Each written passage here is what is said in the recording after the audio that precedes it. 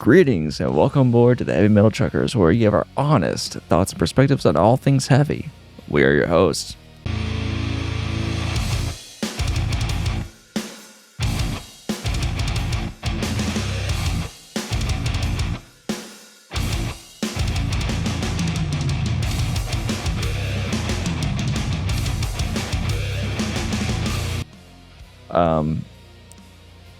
In this video, we are checking where the fuck are my notes. We are wait, no, it's Messenger. God damn it! I'll get this right eventually. We are checking out a trip to Thailand. We are checking. What's the name of the group? Annalynn. Oh, I'm sorry, sweetie. Sorry, I got a kitty on me. I spooked her. What's the name? Annalynn. Annalynn, yeah. Annalynn. Okay. I don't remember the track title, so you'll see it in the title. So let's get on with it.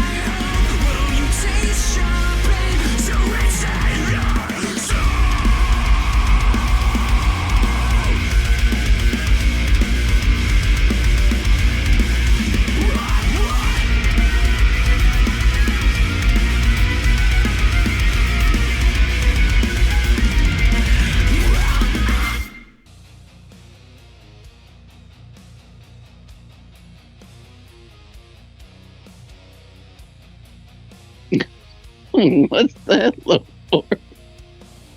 Because I'm thinking to myself, does it really take a couple of these for me to enjoy something like that? It's funny. I'm sitting here listening to this, and I'm like, I can't believe I'm going to say this, but I didn't hate it. Exactly. That's why I'm like, the fuck is this? And I think there's a couple reasons why. Number one, I actually really like the dude's vocals, his cleans and his harshes. Like, I'm sitting there thinking, I'm like, I would love to hear this dude do a Linkin Park cover. That's exactly what was going through my head. I feel like he would kill it. I really do. I feel like the dude would kill it. He would kill it. He has to do 2 tracks, and then I'd be convinced. He has to do in its entirety, in every aspect. For the first one, he has to do, and I know you're going to know exactly what I'm talking about. It has to be 1 track. One of the tracks is he can only do the Project Revolution version, and that's one step closer. Oh, I thought you were going to say giving up. All right, okay, yeah, I can see that. Okay, yeah. Giving Up wasn't in Project Revolution. Project Revolution. No. I'm talking just Linkin Park songs. Oh yeah, no. Giving Up. Yes, he has to do Giving Up, but he has to also do One Step Closer in the Project Revolution version with Jonathan Davis. Those were the 2 tracks I was thinking as well. Yeah. But because this dude's cleans do have a very new metal feel. They do extremely. Yeah, they do. But anyways, continue on. He also has that. But he also has a little bit of a rasp in his voice, like Chester did. Yeah, he has that heat. Like I would. He has vocal compression. Yeah, and that's why I was like, damn, I'd love to hear this dude do a Linkin Park cover because he has that rasp or that heat, as you call it, to his voice. And I think that was one reason why I enjoyed it, because I really enjoyed his vocals. And I have another reason if you don't get to it. Mine just went blank. You're welcome. Yeah. Right. God, what the hell was I gonna say? I can't remember. You might have to come back to me when it pops in my head. Okay. But overall, don't be afraid. If it pops out of my head, I'll skip it and I'll come back to it if it pops back in my head. Okay. But overall, I was genuinely surprised how much I enjoyed it, because metalcore typically isn't my thing, but between his vocals and then the other thing that I've completely forgotten, it worked. Like I didn't hate it. Like I have 2 reasons why I think it worked. And it's interesting because when we've found metalcore bands that we don't hate, every one of them's been Asian. Well, because apparently Japan knows how to do shit. They really do. That's why I've been saying again, third thing. One of the best scenes going right now. Huh? Yeah. There's a third. And even though these guys are Indonesian, but they're still Asian. Yeah. They're Thailand. Excuse me. They're from Thailand, not Indonesia. My bad. Wrong country. Wow, you pissed off a lot of people doing that. Hey, I fixed it. Yeah, that's what matters. We've been doing a lot of Indonesian stuff. That's why I was in my head. Yeah, we have. Not bad, just Yeah, but it's like these American and European style metalcore bands need to start taking notes from these guys from over in Asia. Because for me, if metalcore is going to evolve and grow and be good again, they need to start going the route these guys are going. Make new metal great again. Make new metal great again. Not new metal, metalcore, sir. Metalcore was never great. Okay. Well, no, it was bearable. Yeah. It was more bearable. Nowadays, most of it all flipping sounds like cookie cutters, same as each other crap, and I get bored of it. Really quick. But no, this I was surprised how much I enjoyed it. Sir? Well, obviously you both know that I thoroughly enjoyed this. I was about to say. Like, if I was the only one who had a problem, there would be a problem. That would have been funny. No. I would have pulled this podcast over and been like, we would have had an intervention off camera. But no, like, I absolutely enjoyed that. To me, they sounded like what Motionless in White sounded like 10 years ago. No, dear God, don't say that. That's what it sounded like to me. I'm sorry, you can hate me all you want, but that's what it kind of like reminded me of when Motionless in White Motionless in White was actually good, They were good. but you know, you can hate me all you want. You have your genre, I have I mine. know. I love fucking with them. Guys, Get off my daddy fun bags. Guys, you have to understand. Frosty and I will give each other complete shit. It goes both ways, but that's because we've known each other for 20 years. No, and that's no joke. We've known each other for 20 years. So we do this. We've done this for years. Yep, we both pick on each other's music that we listen to and music that we also write. So yeah, well, it's it is what it is. We're back in the day. We were both big into metalcore, but I ended up branching off and going way darker and way heavier to the point that it was just a realm he didn't care for. Which, I mean, he gives me shit for, and I give him shit for what he listens to still. Absolutely, but no, like that's what it sounds like to me. Is like metalcore back in like the mid 20 teens was better than any of the metalcore that's now, to me at least, and hopefully you can at least somewhat agree to that. I can absolutely agree to that. Okay, so at least we're not completely hating one another. But the but the thing was, is like this to me was absolutely well done. I thoroughly enjoyed this.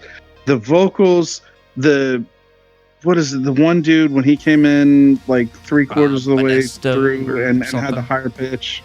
Yeah, he had the bit of a higher pitch and everything was absolutely fantastic. The clean, the clean on that. I was thoroughly impressed.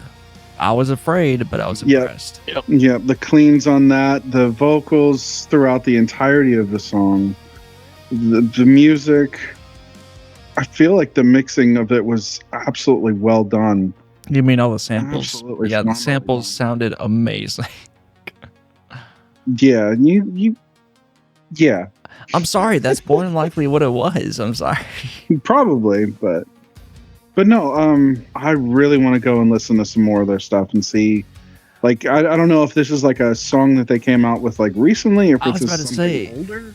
Doppler, do you have any opposition to us exploring more of Annalynn? Who, me or me? Yeah. Do you have any opposition to putting more Annalynn on the list?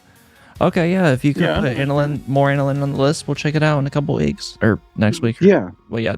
Because I'd like to see what they might sound like. I'd like to see what they might sound like maybe back in the day, if this is something new, or see what they're sounding like now, if this is something like a little bit older. Yeah. Well, actually, this only came out. Oh, give me just a moment. Hold up. This came out 4 years ago. Okay, so it's moderately new. It's relatively new. Yeah. I wouldn't call it old yet. Let's say that. Oh, absolutely not. Oh yeah, no, definitely. Until it reaches like 10 years old. Yeah, but no, like I mean, if this came out back then I would definitely like to see like maybe if they've come out with something new, like maybe like last year or something, and then see what they've changed to, and then looking at something older. But okay, we typically do not do this. However, there is something from 2 years ago. So after we finish this, are you guys up for doing one more? Yeah, I'm cool with that. Yeah, okay, I don't see why not. Yeah, because it is just Annalynn, and this is something from 2 years ago, so we could check that out. Okay. Yeah. Okay, continue. But yeah, that's my thought on it. Okay. From the moment this started, I'm like, wow, the distortion, because that's one thing that groups off in the East or Asian groups. This is the biggest separation, and this is where I'm going to ping off Doppler. This is the biggest separation between Eastern groups and Western groups, is Western groups have become so fucking afraid of distortion. I don't know what it is, because in the early millennia, God, it was like they cranked that distortion, they cranked that gain, and they just took no prisoners alive. But they lost that. They wanted to become mature, and they brought back the gain. Hell, even I know the bass is responsible for most of the heaviness, but hell, even the bass just cleaned up, and it's just people wanted to be mature, and apparently mature means turning down the gain or reducing the distortion. And I'm sorry, whenever you're going this heavy, distortion is kind of required for it to sound decent and even metal. So like, they brought forth the distortion. And for me, that was one of the things that greatly saved this, because if this was done over in Western society, they would have turned that gain down and it would have been just a shitty, cleaned up gent clusterfuck, to be completely frank. A dude's vocal, he had solid screaming. He had amazing vocal compression. Like, whenever he had clean vocals, they were low enough to where they weren't so high that it would offset what they were doing in a metal perspective. The clean vocals were low enough to where it was riding in between clean and vocal compression, so it kept some of that hard rock heaviness that was going on, and then he would go into the screams, but he held on to that vocal compression. It was only a second of clean vocal to where it's like it gave just a little bit of variation or dynamic. It wasn't just straight clean, which I greatly enjoyed. But the whole time, just that heavy distortion on the guitars was just doing this absolute justice. And then I'm thinking to myself, like, halfway through, I'm like, oh shit, they have a special guest vocalist. How bad is this going to be?